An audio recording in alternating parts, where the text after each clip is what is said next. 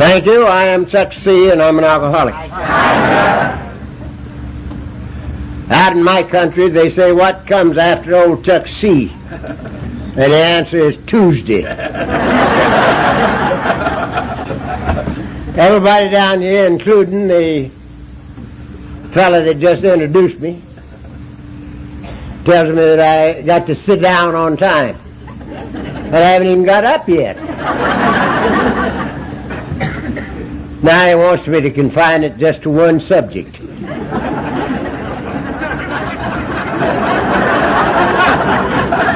No A, B, and C, he says. I'm glad to be here. I want to thank the committee for allowing Mrs. C. and I to share this weekend with you. Some of the people I love best in the world are right here tonight. And I've had an awfully good time up until now.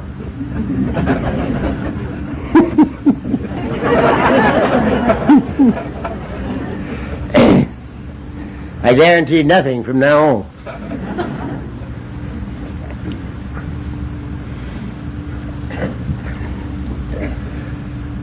I can tell you why Mrs. C. told you this morning. You all know that Chuck talks a great deal. She said that, didn't she?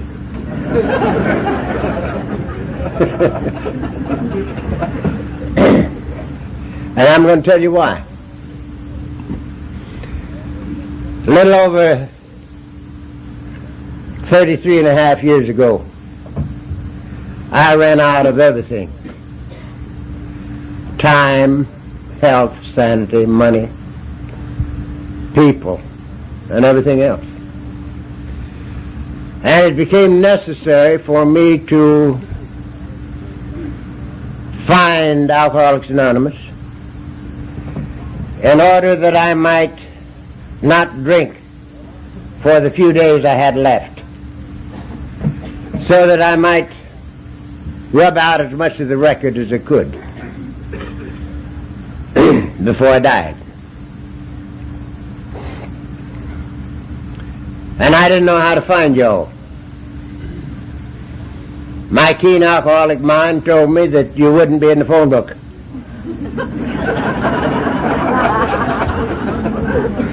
You were anonymous, weren't you? They don't anonymous in the phone book. So knowing that you weren't in the phone book, I never looked. And that is the story of my life right there. I knew so much that wasn't true, I couldn't learn anything that was. So I had to call people and ask them if they knew anybody that knew anybody in Alcoholics Anonymous. And I got a hold of a chap's name, telephone number from a doctor in Beverly Hills, and I called him up, and we talked a little while. He was a picture man, and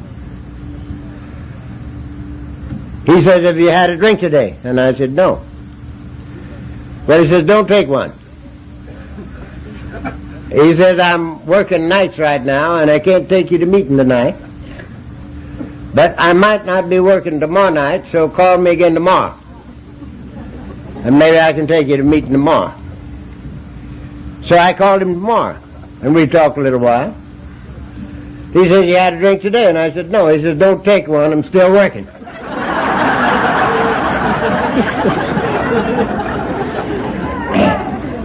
He says, call me again tomorrow. And I called him tomorrow, and we talked a little bit, and I says, I know you're still working. And he said, yeah. Well, I said, you don't have to tell him, you don't have to take me to a meeting. Tell me where there's a meeting I can go to, and I'll go myself. And he told me, and it wasn't too far from my house, and I determined to go. And I felt all right about it until it was almost time to go. And then I got a little bit worried. I thought it might not be good for my reputation to be seen with people like you.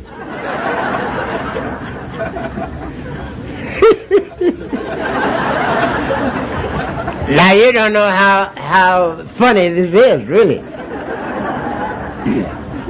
Because I'd spent more time in the Beverly Hills jail the 10 years prior to this than the jailer had spent. And yeah, I get concerned about being seen with y'all. So I disguised myself a little. And the time came and I sallied forth. Now, this meeting was in the Veterans of Foreign Wars Hall at the corner of Wilshire and Santa Monica in Beverly Hills. Some of you would identify it as the building that Wilson Suede shop is in the front. The Veterans of Foreign Wars Hall was in the back of it. And it was on the ground floor. And I went to the meeting, and I walked up there to the door, and I looked in. And there might have been 35 or 40 people standing in the middle of that room. You mind you, this is over 33 years ago. And there weren't many people in the West in Alcoholics Anonymous at that time. So, I looked you all over, and again, my keen alcoholic mind started to work. And it told me that I'd been given the wrong information, that this was the wrong night. These were the veterans and their wives, and they were there for a party.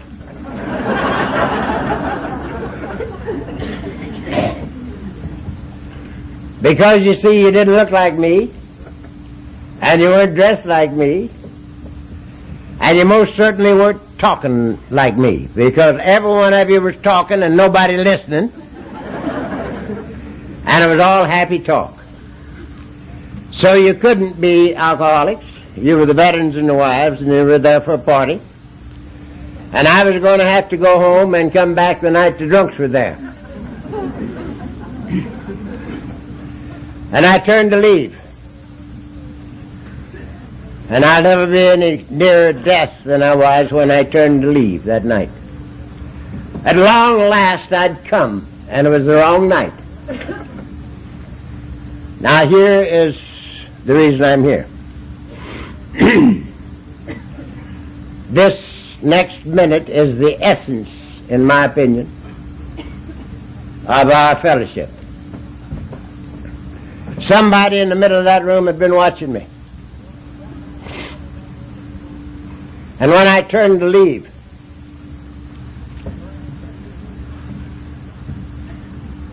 he came running over to the door, and he called to me. And he says, "Mister, were you looking for somebody?" And I said, "No, sir." Well, he says, "What were you looking for then?"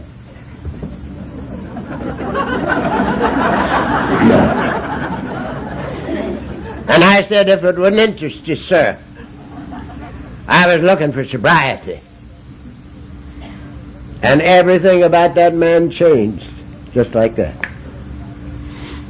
It was just like somebody had pressed a button. He lit up like a Christmas tree. And it was obvious to me that he was glad I was there. Now, I was no bargain.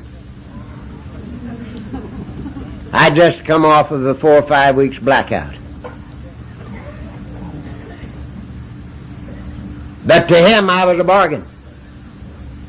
So much so that he lit up like a Christmas tree. Some of you know what I'm talking about and why I'm a little emotional about it. Because, you see, my own flesh and blood wouldn't even spit on me. And here's a man that I had never seen before in my life, They was so glad I was there, he lit up. And I was hooked before he ever opened his mouth again. And when he did, this is what he said. Why, take off your hat and coat. You're in the right place.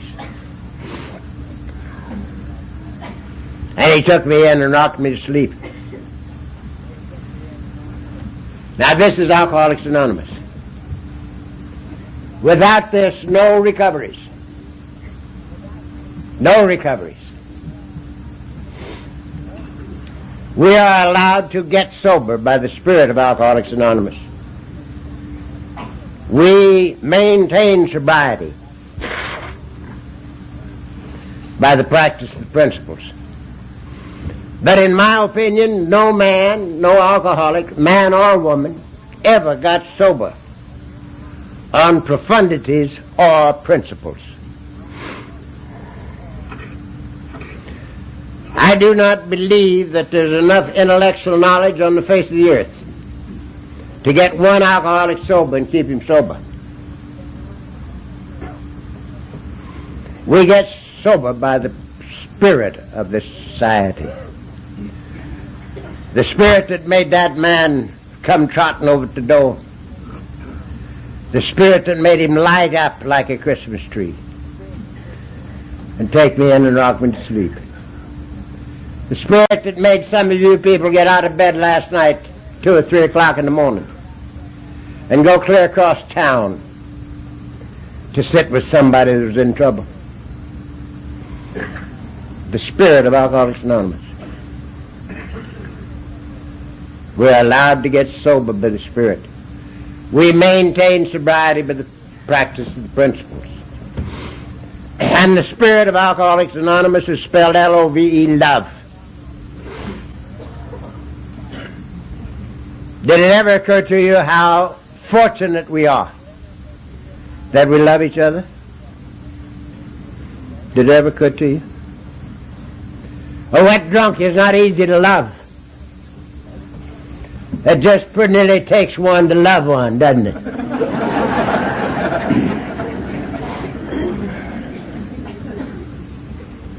We're the most fortunate people in the world that we love each other.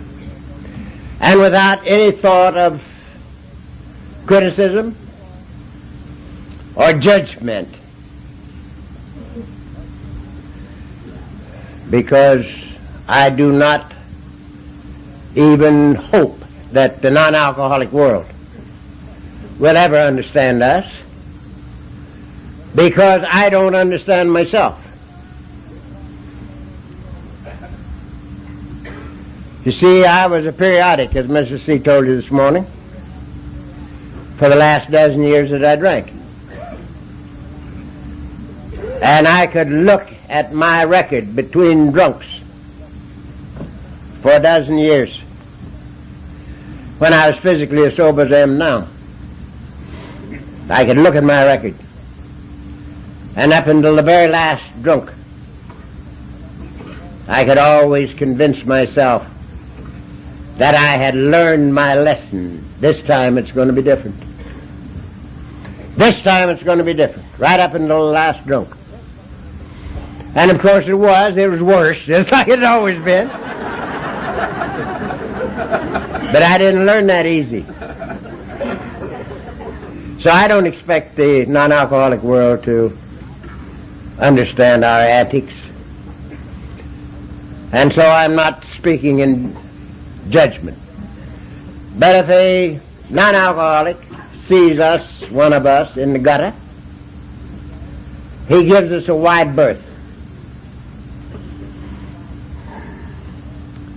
He very likely thinks that we deserve to be there. If we had any backbone or willpower, we wouldn't be there. I expect some of them even think we enjoy it there. You know? So they give us a wide berth. But when you and I see one of us in the gutter, we know that he's not there because he wants to be there. He's there because he has to be there. He hates that gutter more than anything in the world. Because, you see, he's been there before. He hates it. But he's there because he don't know how not to be there. And we know that. And so we can go over and pick him up and carry him home with us. And love him back to health. This is AA. This is the thing that makes this work. When, insofar as I am able to perceive, nothing much else does. Now, I'm not opposed to any other attempt at getting us sober, keeping us sober. I'm not opposed to it. I don't know enough about them to be opposed to it.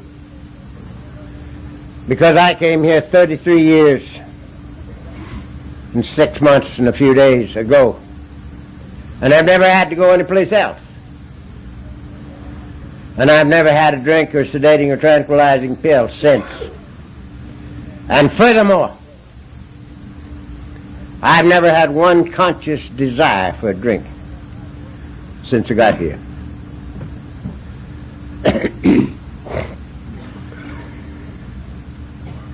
The reason I'm here is because that guy came over to the door. Had he not come to the door, I might never have gotten back. I might have gone out there and never come back at all. But you see, he cared. Alcoholics Anonymous is a fellowship of men and women who share their experience, strength, and hope one with another in love. We're a very fortunate bunch that we love each other.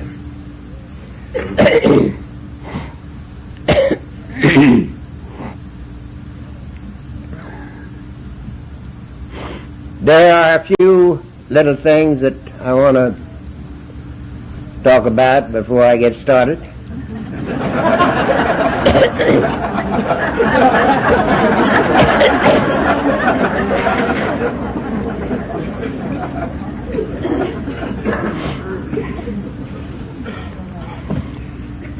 There are a couple of conditions in this little deal of ours that come before the first step of the 12 steps.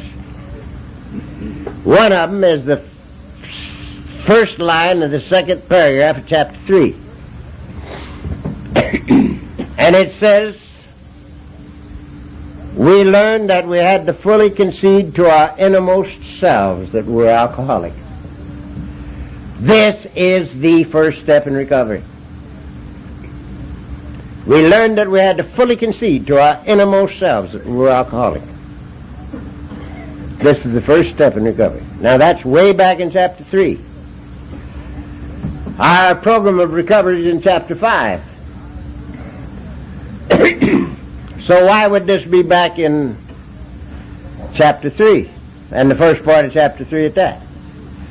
I think it's because if we be alcoholic, we're caught in a trap we cannot spring. We have to have help. And we can't get help until we recognize the need for it. God himself can't help us until we let him. So, says the book, we learned that we had to fully concede to our innermost selves that we were alcoholic. This is the first step in recovery. To fully concede to our innermost selves is admitting the fact, but it's also accepting the fact. And that's, according to the book, the first step in recovery. The second thing comes in chapter 5. But it also comes before step 1. And it says if you've decided you want what we have, and are willing to go to any length to get it, then you're ready to take certain steps. Any length means that sobriety comes first. And I'm one who believes that unless and or until sobriety comes first, we cannot have it. And unless it remains first, we cannot keep it. Because otherwise we will not do the things necessary to obtain and maintain sobriety. We won't do it. I don't believe that any alcoholic, man or woman, and as far as I'm concerned, there are only two kinds of alcoholics, male and female.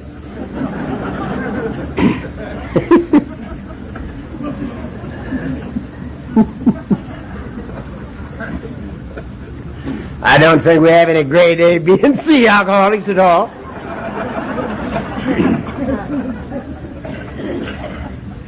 I don't believe it's possible to be a little bit alcoholic. It's a great deal like pregnancy. He either is, he ain't.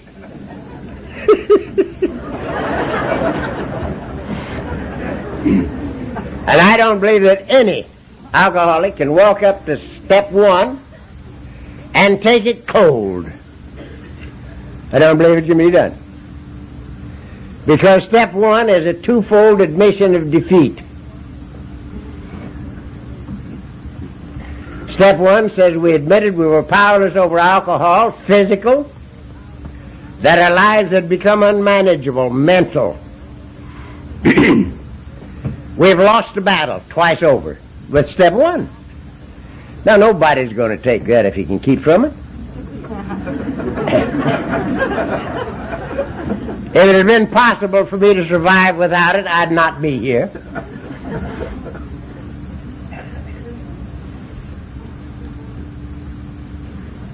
Twofold admission of defeat. In the very first step, we are not people who were born to lose. We're people who were born to win. And we almost did. We almost did. I call us the almost people. Almost was I President of the United States. I'm old enough. But I got just a little bit alcoholic. And that's all, brother. We're not people that run around surrendering on every other street corner. And here, the very first step is a twofold admission of defeat. And the second step is worse than the first.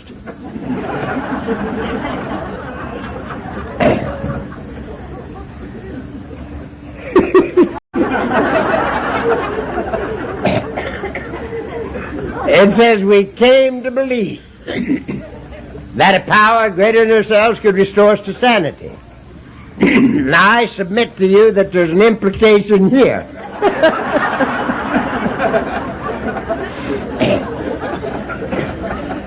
Sane people don't need to be restored to sanity.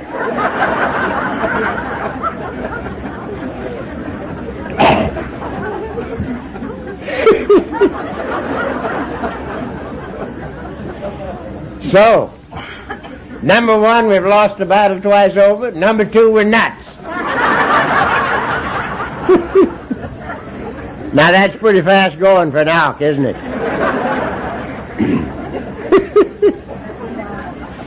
But it don't get any better. Number three's worse than both of them.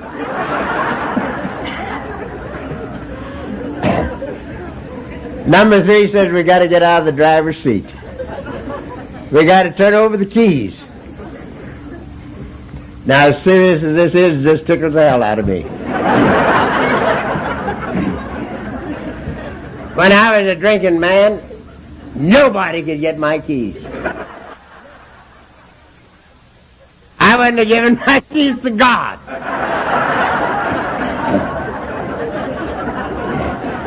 The only way you could get my keys was to wait till I passed out.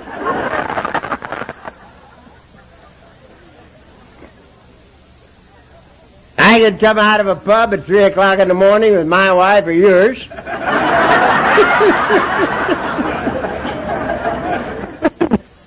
She'd say to me, honey, give me the key. I'll drive. I'd say, whose car? Whose car are you going to drive? This is my car. If you're going to say, get in. You might be there at daylight. You ain't gone no place, but you still got the keys.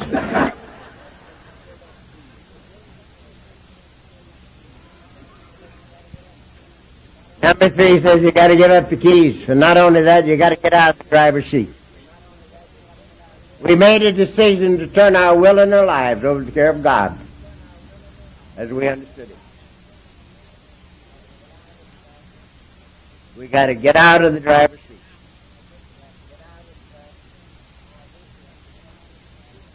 Now, this is not the ordinary performance of an alcoholic.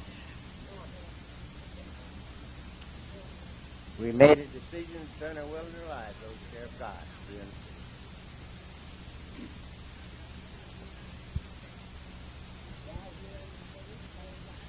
As we understood him, thank God, has no reference to understanding the infinite. Understanding God is not a requirement for sobriety, thank God. The as we understood him refers to the necessity of individual experience. My God, your God. The necessity of individual experience. I hunted your God for 30 years before I got here. From 13 to 43.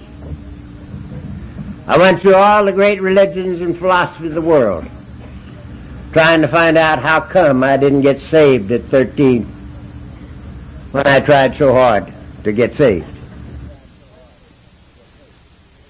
30 years. I looked. And I got to be very, very learned in the religions and philosophies of the world.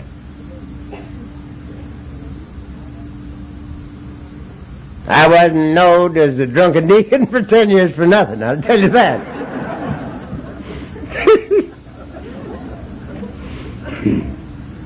But nothing happened. Now I want to tell you what did happen and what has come about in my life since it did. My last drunk started the Friday before Christmas, 1945. My boss man called me in, and he says, Charlie, I was Charlie in business. He says, you've had a lot of trouble this year. He didn't mention booze, but he knew that I knew what he was talking about when he said trouble. And he was a non-alcoholic, so he thought he had it figured out. He says, I think I know what the problem is. I think it's because of the pressure you're under.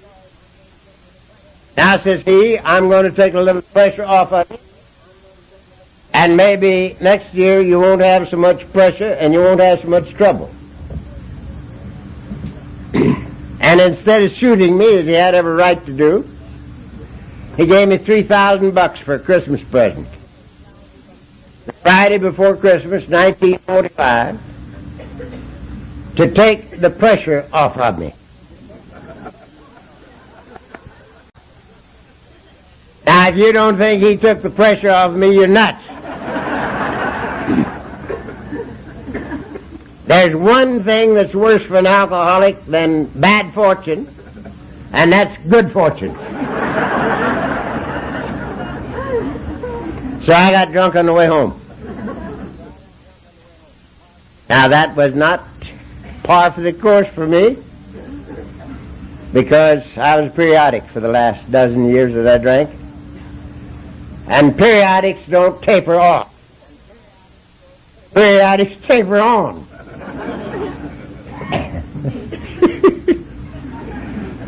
And it usually took me from 30 to 60 days to get off my feet after the first slug after a dry spell. I always made it, but it took a little time. But the last trip out, I got drunk on the way home. And I remember nothing from that day until after the middle of January 1946.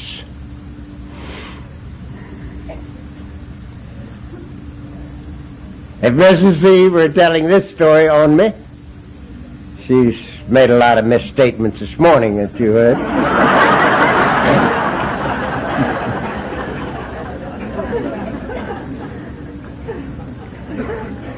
I've done my best with her for a long time.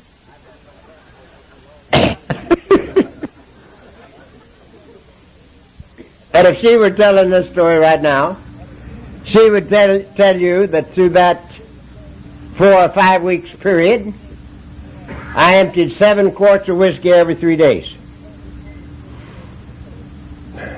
Now, I didn't say that. She says it. I can't contradict her because I wasn't there.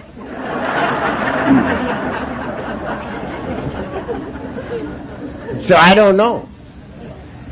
And personally, I don't believe that 7 quarts of whiskey is too much for 3 days. If you only do it 3 days. But if you're going to do it for 4 or 5 weeks straight, it's either too much or just enough. And in my case, it was just enough. Because I came to sometime after the middle of January 1946 with the clearest head I've ever known in my lifetime.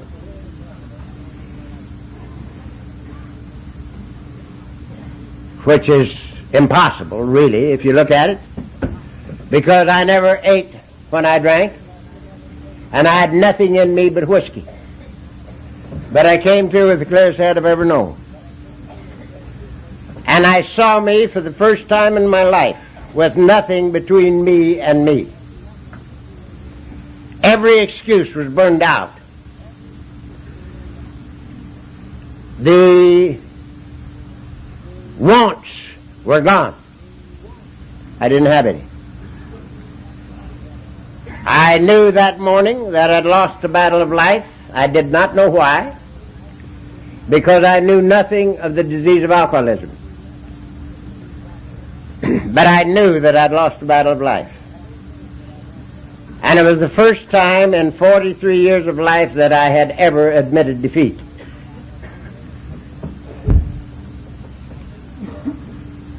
I knew why Mrs. C was divorcing me. I might quickly say without cause.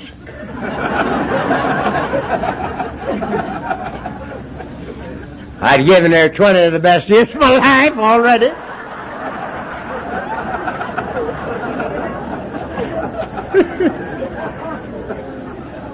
And here she was divorcing me. And I knew why.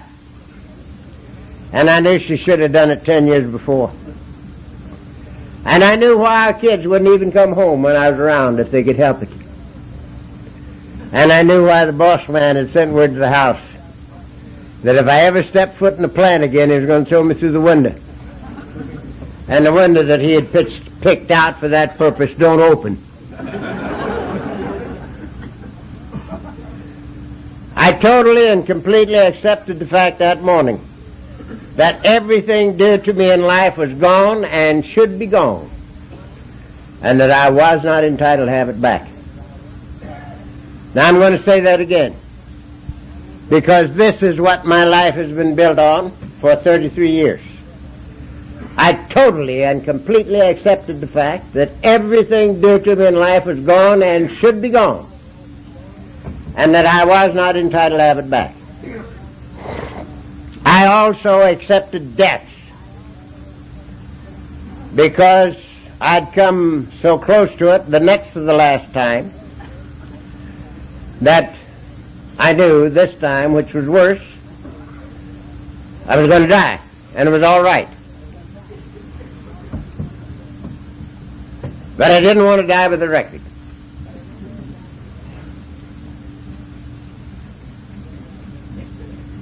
I'll tell you how close I came the next to the last time out. In my withdrawal period, I went to the kitchen after a glass of buttermilk, which was my tonic. Mrs. C. and Richard were sitting in the living room, and they heard me let out a beller, and they heard me hit the floor.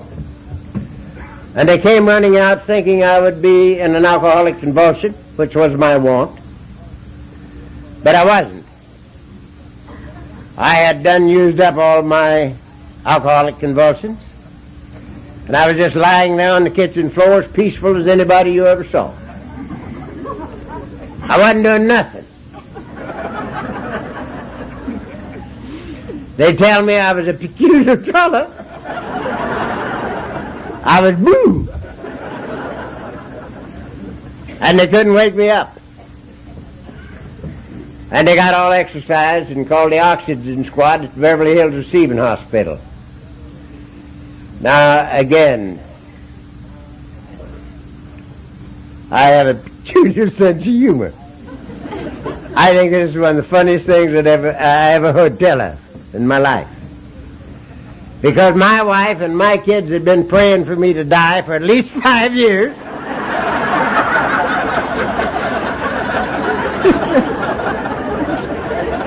And they came to the kitchen, found me dead, and called the oxygen squad.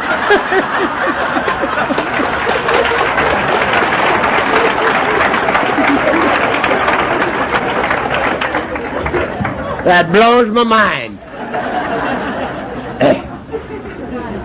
And they sent a squad down there, and I have reason to believe they brought me around. I remember what happened after I came to. There's a doctor with him, and he told me, he says he to me. He says, to all intents and purposes, you were dead.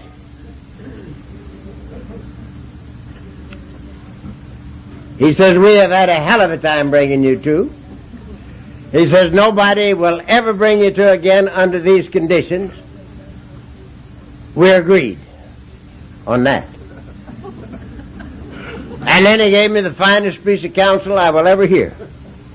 He looked me right in the eye and he said, if I were you, I wouldn't do that anymore.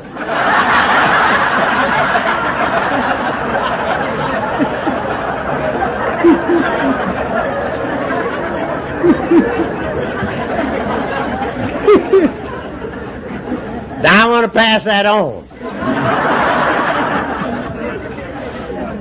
If I were you, I wouldn't do that anymore. But I did it again. And the last time was worse than the next to the last time, so I knew I was going to die, and it was all right. But I didn't want to die with a record. Now quickly, in my despondency that morning, I remembered that Mrs. C. had found Jack Alexander's article in the Post in 1941, March 41. She had read it, and she had thought that it might be of some value to me, and she left it on the left arm of the chair I sit in right now, opened at the right page, hoping that when I came in, if I came in, I would read it. And I did. I remembered that morning that I had read that article. I only remembered two things about it because I was drunk when I read it. I remembered that drunks helped drunks and didn't drink. And they called it Alcoholics Anonymous. And I said to myself, if I ever live to get out of this bed, I will find AA. And immediately the curtain dropped. My little period of sanity was over. And I was sickened to death, drunk and insane. And I had a lot of dying to do. But from that second of commitment until right now, I have never had a drink of liquor or a sedating or tranquilizing pill of any kind. Such is the great significance of this thing called surrender. Surrender. Surrender is victory for the alcoholic. This is one we win by giving up the fight. Would to God it was possible for one of us to tell another what it means to surrender. Would to God. I would rather tell one audience what it means to surrender than to be president of the universe. But it cannot be done. There is no way that anybody will ever know without the experience. I believe that this surrender bit is the most misunderstood experience in human life.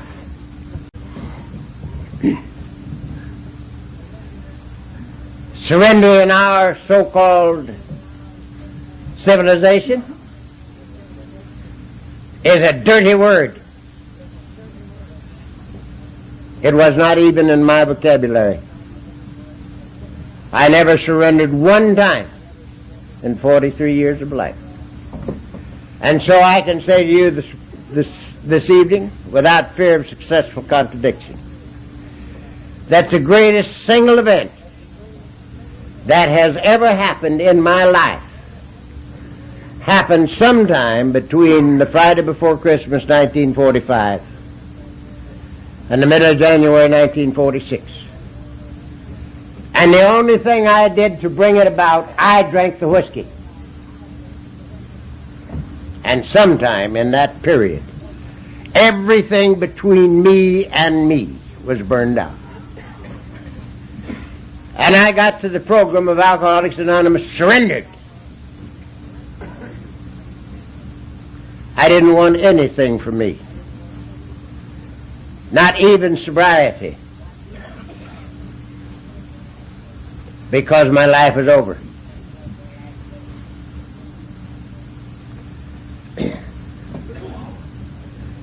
All I wanted at all was that I must not drink until I died, so that I could use that time to rub out as much of the record as I could before I kicked off.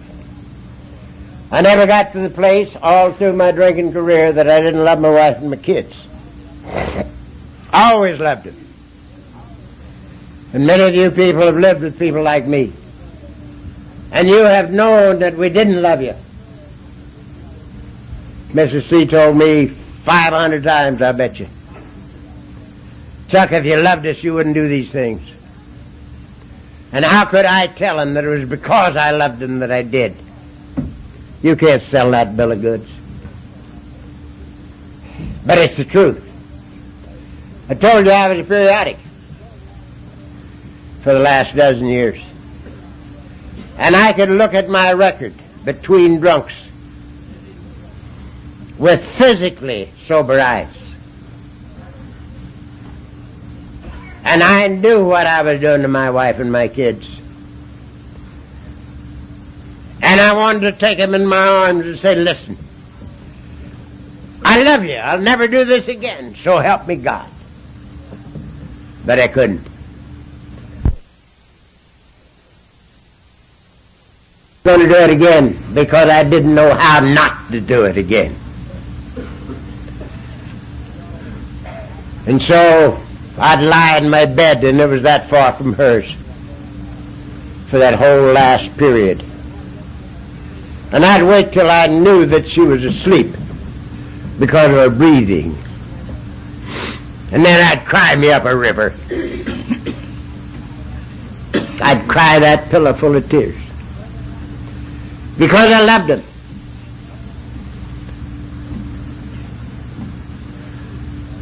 And I knew that I was going to crucify him again. So,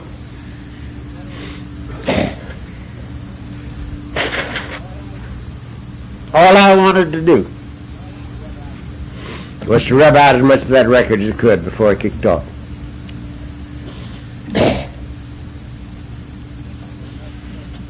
And I must come to you to find out how not to drink today, so I could use this time to rub out. And so I told you about my first meeting. I knew that the people that were there were drunks because they hadn't been sober long enough to get rid of the markings. They had headlights here like I did. They had bags under bags. The wiring was exposed.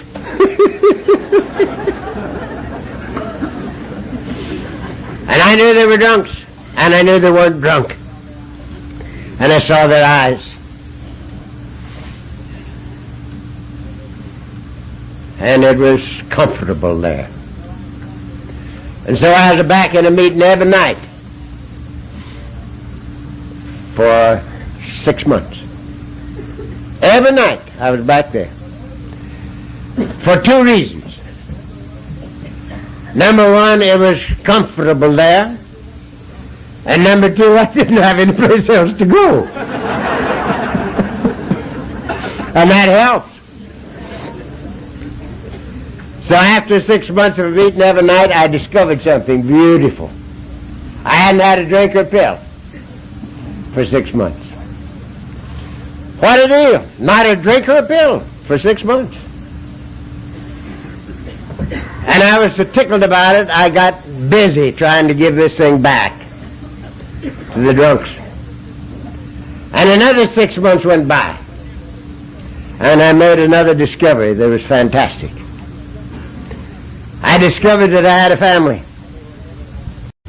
And they were living like kittens. And this was a beautiful discovery. I'll tell you a little highlight on that. I had me a gal in Beverly. She went to meet with me all the time. She was a little bitty thing. Probably 25 years my senior. And she's very wealthy.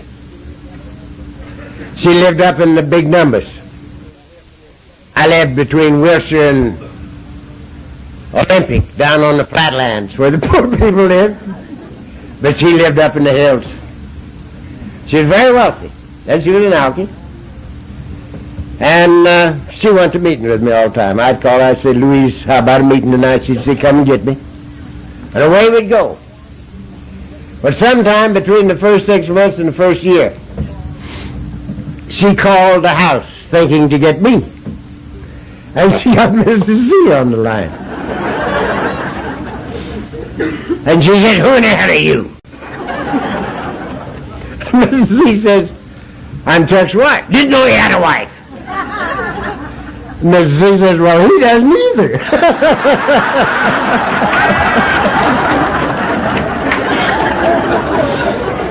And I didn't. And here I discovered I got a wife and kids. And they're living like kittens. And what a discovery this is.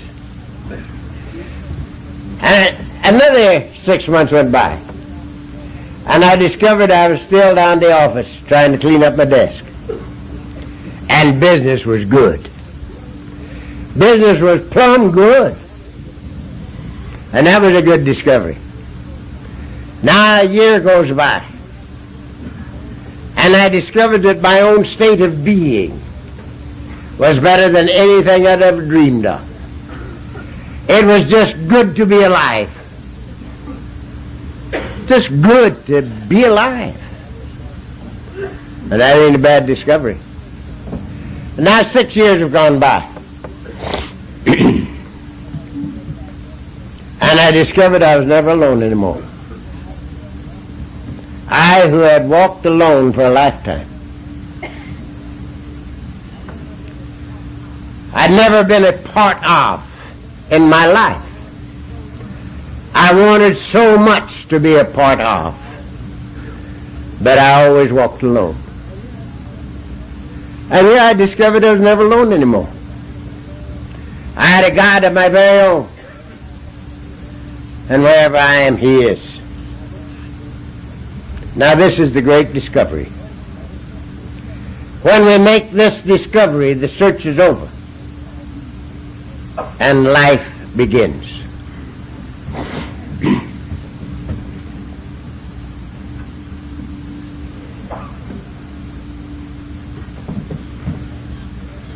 It's a fantastic thing. I think that we're the most fortunate segment of mankind, we alcoholics, because our formula for sobriety is the finest formula that was ever conceived in the mind of man through the grace of God to obtain and maintain sobriety. But the same formula is also the formula for the good life and for self-discovery. The very same formula. Provided we do the things that the book tells us to do, or suggests that we do, for sobriety only. I think that most of our troubles are caused because of conditions on our sobriety. Conditions, for instance, related disorders. Now I got to the program with about the finest crop of related disorders that you can get together.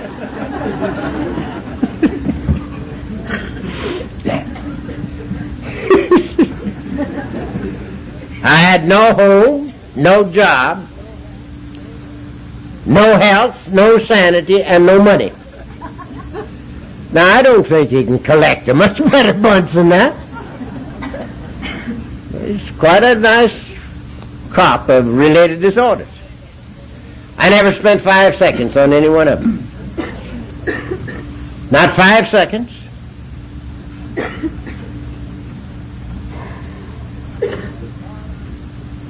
And all of them disappeared along with the obsession to drink, and I didn't even know when they left. I discovered that they were gone. And so that's the reason I think that our program is nothing in the world but uncovering, discovering, and discarding. That's our program. Uncovering, discovering, and discarding. The first 9 steps of the program of Alcoholics Anonymous will surrender anybody that takes them for sobriety only. That's what they're there for, to squeeze us out of ourselves. To get rid of the I want, I don't want, I don't like, I. That's the purpose of the first 9 steps. To surrender us. And if we get here not surrendered and do these things honestly, we will be surrendered when we get through number 9. And then we can look deep within us and find us, which includes our relationship to each other and to God. Fantastic thing. We uncover and discover the thing we've been looking for all our lives.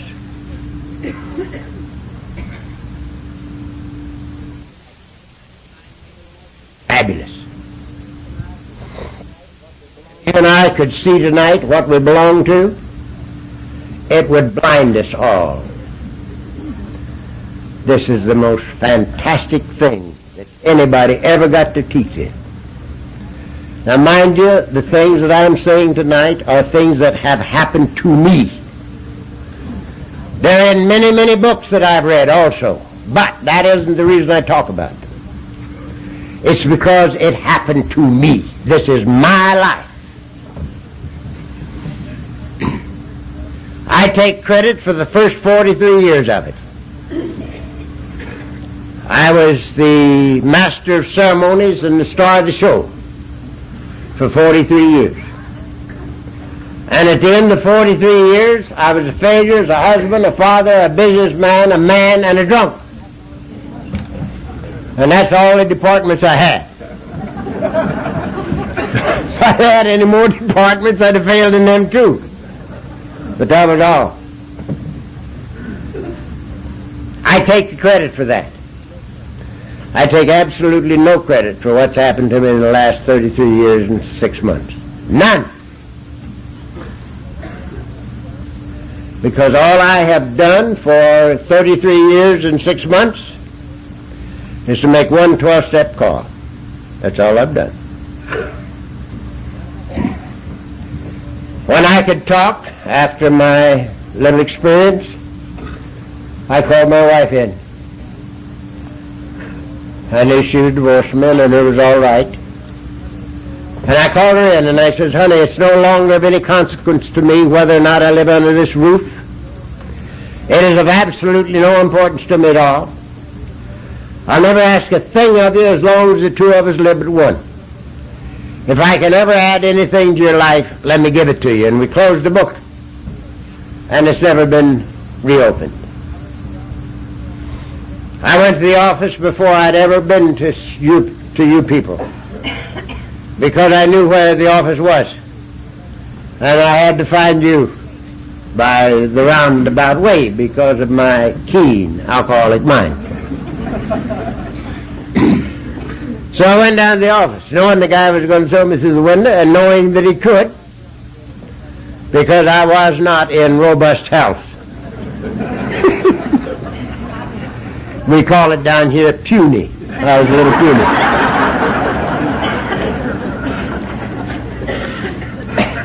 He saw my old car in the parking lot, knew I was on the premises, and knew I wasn't going to stay. So I busted into the office like a bull in a china closet. And here I am. I couldn't have defended myself with a shotgun, because I didn't have the shakes. I had the leap.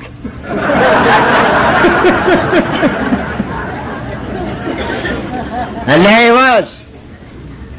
And I said, Vic, leave me alone. I don't work for you anymore. I'm down here to clean up this desk. I'm here to do the things you paid me for last year that I didn't do. And as soon as I get even with you, I'll get the hell out of here on my own power. You'll never owe me a penny as long as you live. But for God's sake, leave me alone. I've got to get even with you. And he stopped in his tracks. And he said, what the hell's happened to you, Charlie? And I says, don't know. And I didn't. But he knew something had happened. If Mrs. C were talking to you now, she'd tell you that she knew the first time I talked with her that something had happened.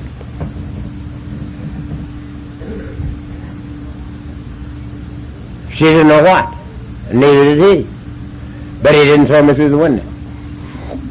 And months, maybe even 2 or 3 years after that happened, I'd be talking to people in business, maybe sitting at lunch talking over a business thing, and they'd stop in the middle of a sentence.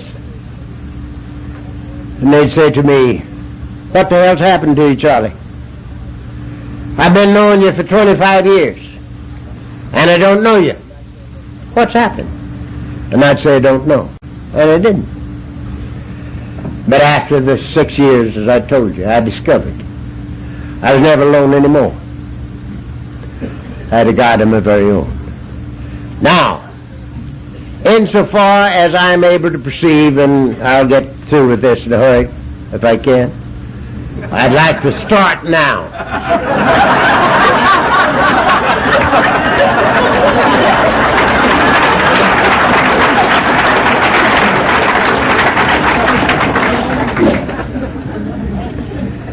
I've done overstayed my time because half a dozen of you or more have asked me to end up with the Lord, with the prodigal son story, but I can't do it now because I've run out of time. But anyway, I'd like to start right now because this is where it starts. I am of the opinion, totally convinced, that There's only one problem in life that includes all problems. And only one answer in life that includes all answers. And the problem is duality, and the answer is unity. Duality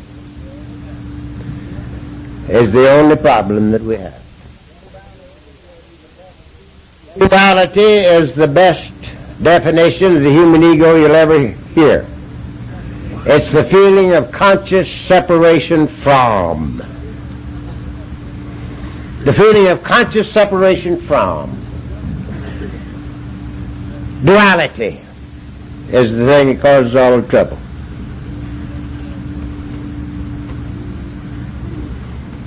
The human ego is the father and mother of all obsessions of the mind. I want it, don't want it, like it, don't like it. And it's divinely impossible to satisfy the human ego. For instance, I sit up there on my hill looking out the window, and there's the channel between the coastline and Catalina Island. It's roughly 30 miles across there.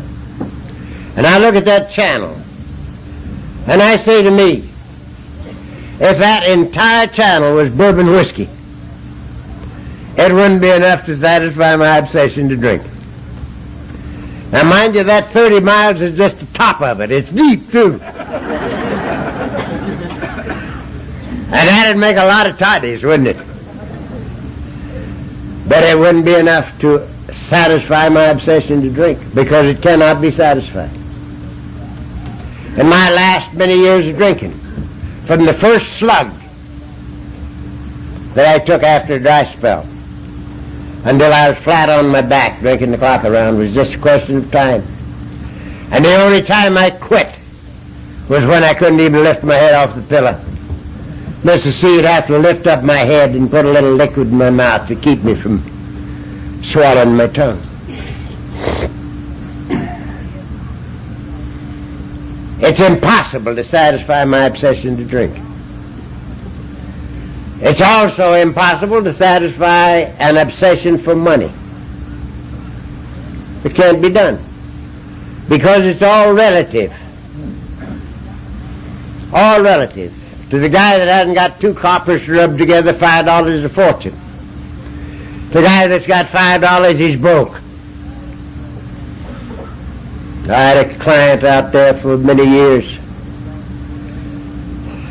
that'd gone from one head of lettuce to $35 million. And he used to say to me in his last years, he'd say, Charlie, how can I be like you? And I'd say, Eddie, you can't. And he'd say, why? So I'd say, Eddie, who needs God when he's got $35 million?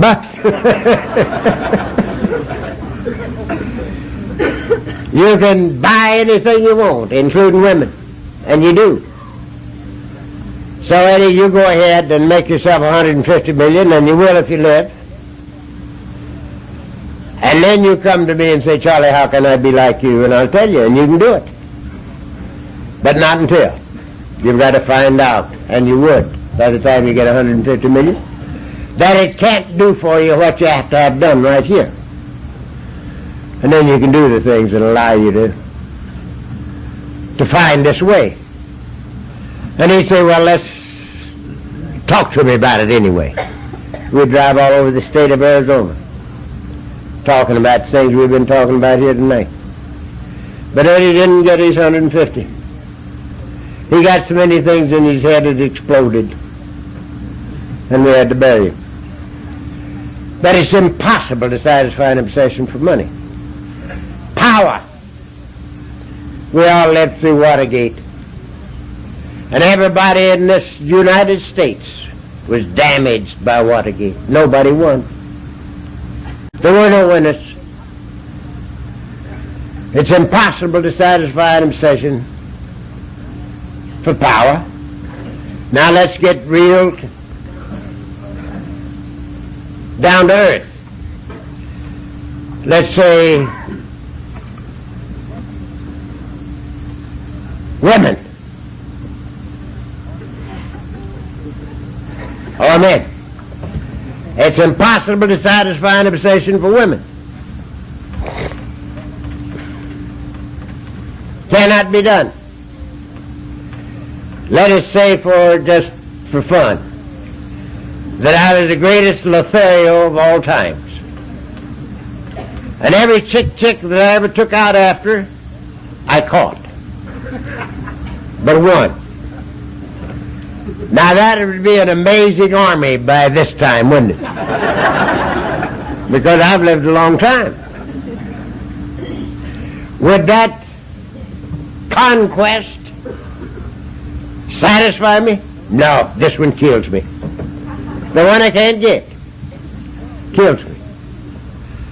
So, if you can't beat him, join him. That's where your surrender comes in. Get rid of the necessity for these things.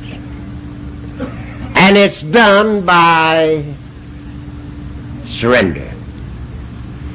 And for closing, these few remarks. Who else has thought like this in life? Well, many of you do. Personally, I think the carpenter man did. Because he said, at one time, he said, I and my Father are one. A little later on, he said, I am in the Father, and he and me, and I and you. And a little later, he said, the kingdom of heaven is within you. I think that's pretty close. And I think that's what we're talking about. Uncovering and discovering the thing we've been looking for all our lives. There was a chap I liked very much. He and I were childhood friends. He lived in 1666.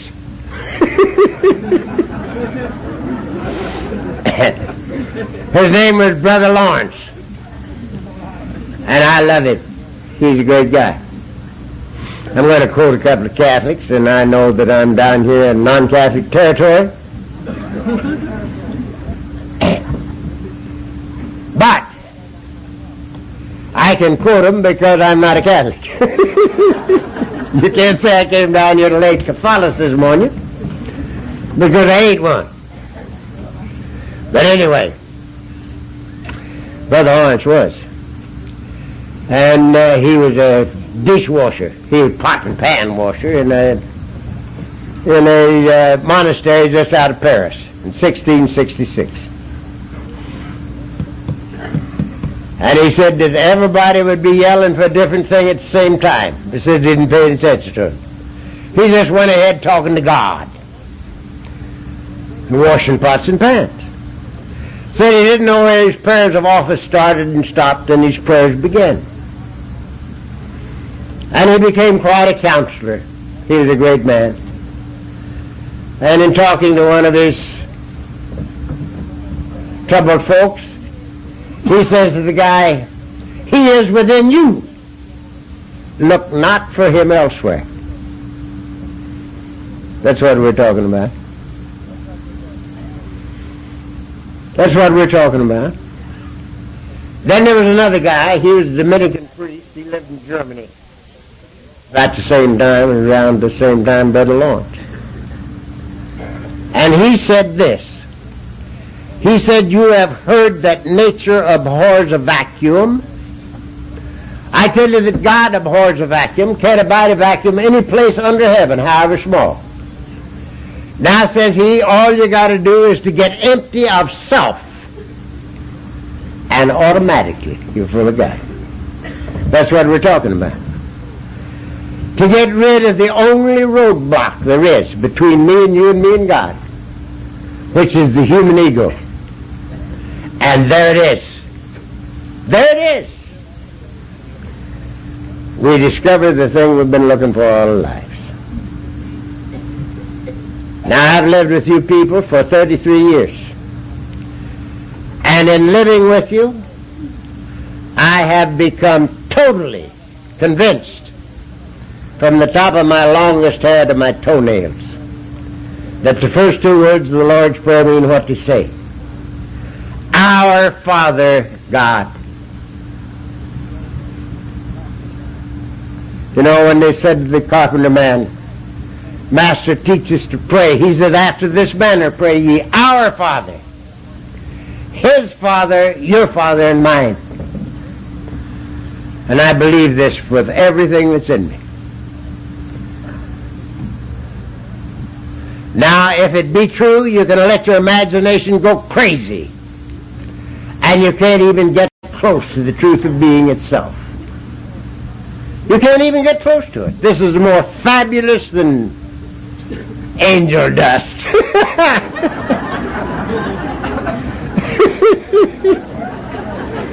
It beats LSD all to pieces.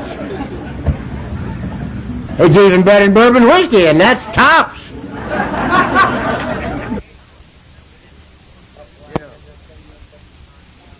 That's why there's a thing in that same book, that other book. It says, if God be for us, who can be against us? And the answer is nobody and nothing. So, again, in closing, I'm closed off now for 2 or 3 hours. I'm awful close to on time, you know that? But I haven't quit yet.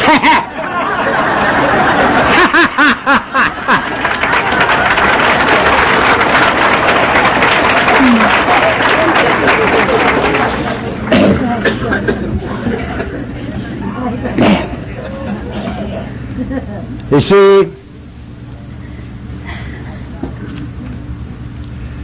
I tried so hard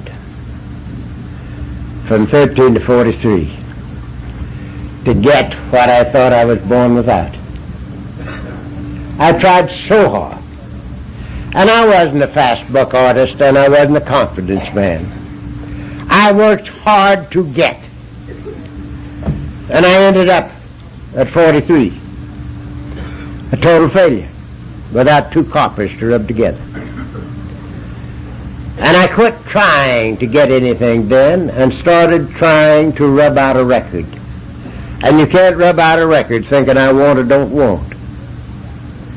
You have to do something for somebody without a price tag on it, if you're going to rub out a record. And I just got busy doing that. And all the things that I beat my brains out to get and ended up without are now mine in spades. It's impossible, but there they are. Now nobody will ever know that St. Francis knew what he was talking about when he says, for it's in giving that we receive, until he's tried it and proven it in his own life. And it's proven in mine. Now, I tried to go someplace all my life. You know, you're supposed to go someplace. You got to be this, have that, and be known as before you can really live. You got to get out there and go. Well, I got out there and went. And I went right into the perdition. That's where I went. And I quit going any place. And I've been all over the world. Yeah, since I quit going any place. I've been all over the world. I've had the great opportunity to meet people like you all over this globe per day. And you know something? They're all just like just like you.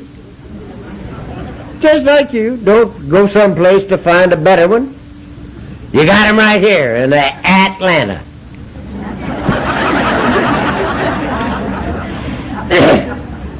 So, again and again and again, my life is the proof that the program works if we work it. And it's very necessary, I think, that we get rid of all the conditions and do the thing for the purpose it was written.